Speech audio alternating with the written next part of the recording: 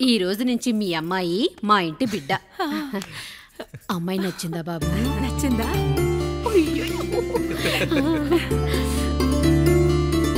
వాడికేం తెలుసు అన్నయ్య గారు, చిన్న పిల్లాడు.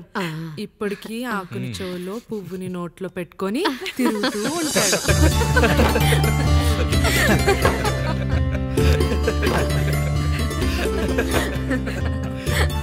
ఇంకంత శుభం అన్నమాట. ఇక తాంబూలాలవి మార్చుకుందాం. ఒక నిమిషం ఆగి, నేను చెప్పేది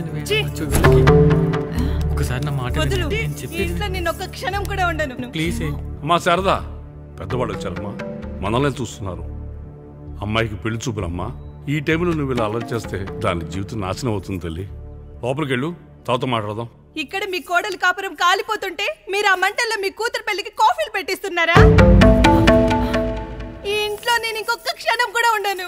ఒక్క నిమిషం తల్లి, అసలు ఏం జరిగిందో నాకు చెప్పమ్మా. ఈయన మంచోడని 6 నెలల క్రితం నాకు పెళ్లి చేశారు. మొదట్లో బాగానే ఉన్నాడు, ఆ తర్వాత ఒక రోజు మందు కొట్టాడు. కొన్ని తాగింది దిగాక మంచోడుగా ఉంటాడు అనుకుంటే ఈ మధ్య చెడు తిరుగుళ్ళు తిరుగుతున్నాడు. ఊరవతల చిన్నిళ్ళు కూడా పెట్టేశాడు. మీరే చెప్పండి రాయుడు గారు, ఈ ఇంట్లో నేను ఉండాలా, వెళ్ళిపోవాలా, ఈయన్ని వదిలేయాలా, అక్కర్లేదా? వదిలేయాలమ్మా. వదిలేయాల్సింది నీ భర్తను కాదు, అతనిలోని లోపాలు. ఆశ్చర్యపోతున్నావు కదూ? ఒక మగాడి బాధ సాటి మగాడిగా నేను చెప్తానమ్మా. ఆడదాని ప్రేమ వెలిగించిన అగరొత్తి లాంటిది. ఒకడు వెలిగించగానే కొన్ని గంటల్లో బూడిదైపోతుంది. కానీ మగాడి ప్రేమ దీపం లాంటిది. తను కాలుతూ కూడా నలుగురిని వెలిగించుకుంటాడు. ఆ వెలుగులో ఆనందాన్ని వెతుక్కుంటాడు. చూడమ్మా శారద, నువ్వు కాకిలోని నలుపును చూస్తున్నావు, నేను దాని రెట్టలో తెలుపును చూస్తున్నాను. మొగడు మందు కొట్టొస్తే నిన్ను కొట్టలేదని సంతోషపడాలి గాని బాధపడకూడదమ్మా. ఇక చిన్నిల్లు సంగతి అంటావా?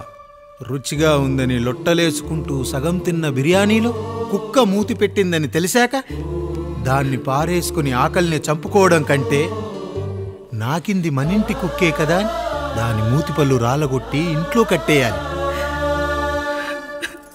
నీ భర్త కూడా అలాంటి కుక్కలాంటి వాడేనమ్మా.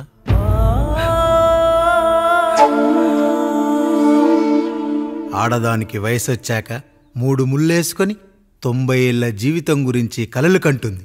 అదే మగాడు 3 ముక్కలాడి 90 ml మందేయాలని కలలు కంటాడు. హౌస్లోనికి హౌస్ కీపింగ్కి తేడా తెలియని అమాయకపు జాతి అమ్మా మా మగజాతి. పండగ పూట తినే పాయసం రుచి గురించి మీకు తెలిసి ఉండొచ్చు. కానీ గర్లం కంటే చేదుగా ఉన్న బ్రాందీని కక్కలేక మింగలేక తాగే ఆ బాధ ఒక్క మగాళ్లకు మాత్రమే తెలుస్తుంది. కష్టాల్లో ఓదార్చిన మందును సుఖాల్లో మర్చిపోకూడదని తాగడమే కాని మాకు మాత్రం తాగాలని ఆశుంటుందా తల్లి? చివరిగా ఒక్క మాట, కష్టాలు పొంగల్లో మిరియాల్లా మనకే వస్తాయి, కానీ సంతోషాలు ఉప్మాలో జీడిపప్పులా పక్కనోడుతో ఉంటాయి.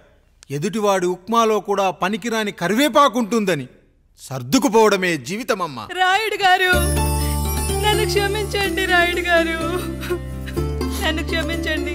నా తప్పు నేను తెలుసుకున్నాను. ఈ రోజు నా 2 బిడ్డల జీవితాన్ని కాపాడారు రాయుడు గారు. ఈ శుభ కార్యక్రమాన్ని కూడా మీరే జరిపించండి. తప్పకుండా.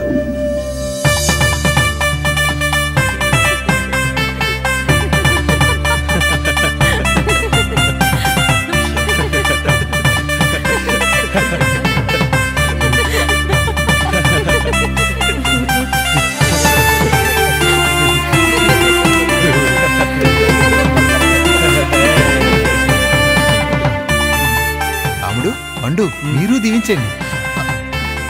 దీవించండి.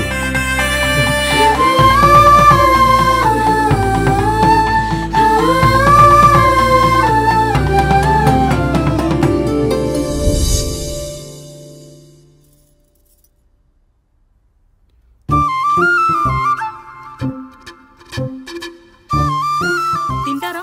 ఫస్ట్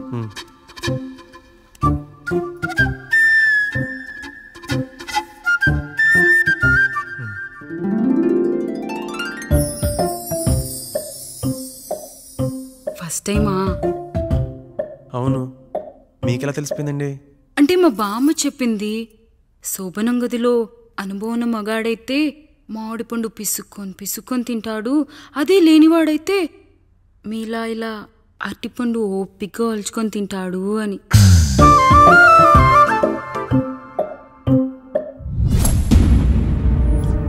ఏంటవి? అవేంటో తెలీదా? ఫ్రెండ్స్కి పెళ్ళని చెప్తే హ్యాపీ బర్త్డే అనుకొని బెలూన్స్ ఇచ్చారు, ఫీల్ అవుతారు కదా అని 4 అక్కడ కట్టాను.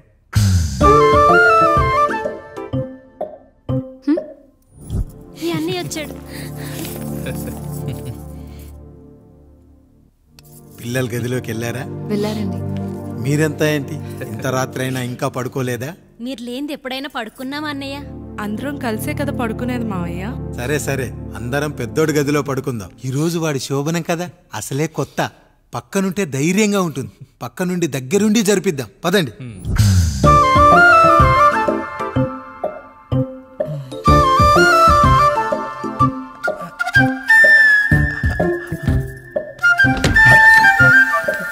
కానివ్వండి రా, కానివ్వండి కానివ్వండి. మీరేంటి మావయ్య ఇక్కడ పడుకుంటున్నారు? అదేంటమ్మా పెద్దోడా, చెప్పలేదా?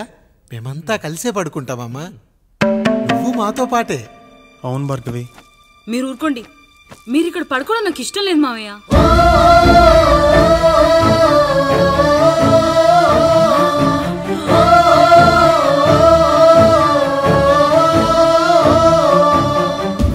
అదేంటమ్మా అలా అంటావు?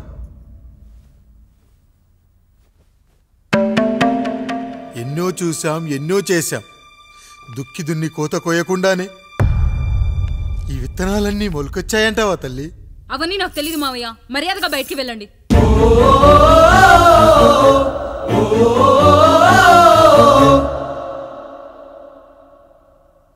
కనీసం ఆ మూలనైనా పడుకుంటామమ్మా. నువ్వైనా చెప్పరా పెద్దోడా? అంటే తను ఇబ్బంది పడుతుంది కదా నాన్న.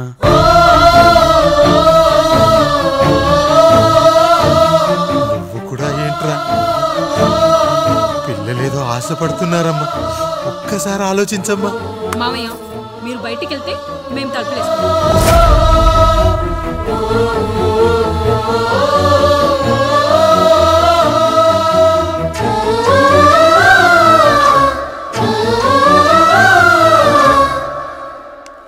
వేసుకోండి అమ్మా, వేసుకోండి, తలుపులు వేసుకోండి.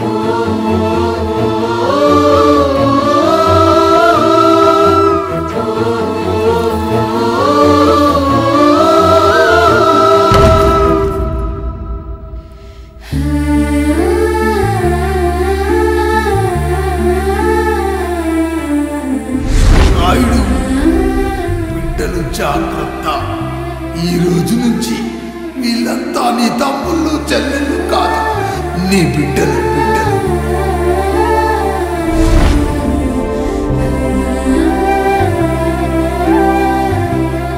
జానకి, ఏమండి? సావిత్రి, ఏమండి? లక్ష్మి, ఏమండి? మన గదిలోకి పదండి. ఇక నుంచి ఎవరి పిల్లలతో వాళ్ళ గదిలోనే పడుకోవాలి.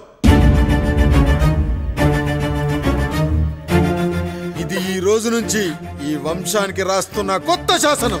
అయ్యా అలా అరకండి అయ్యా, మీరు లేకుండా మేము ఎప్పుడైనా విడిగా పడుకున్నాము. అంతా కలిసే కదయ్యా పంచుకున్నాం. వెళ్ళరా వెళ్ళు, నీకు భార్య ఉంది, నీకు పడగది ఉంది. వేసుకోండి రా, మీరు వేసుకోండి, తలుపులు వేసుకోండి. మీరు కూడా ఏంటండి పిల్లలేదు? చిన్న పిల్లల వాళ్ళని ఉయ్యాల్లో ఆడించేటప్పుడు పక్కనే ఈ నాన్న కావాలి, బడికెళ్ళేటప్పుడు పక్కనే ఈ నాన్న కావాలి, గుడికెళ్ళేటప్పుడు కూడా పక్కనే ఈ నాన్న కావాలి. కానీ శోభనం గదిలో మాత్రం పక్కనే ఉంటానంటే బరువయ్యాను జానకి, బరువయ్యాను.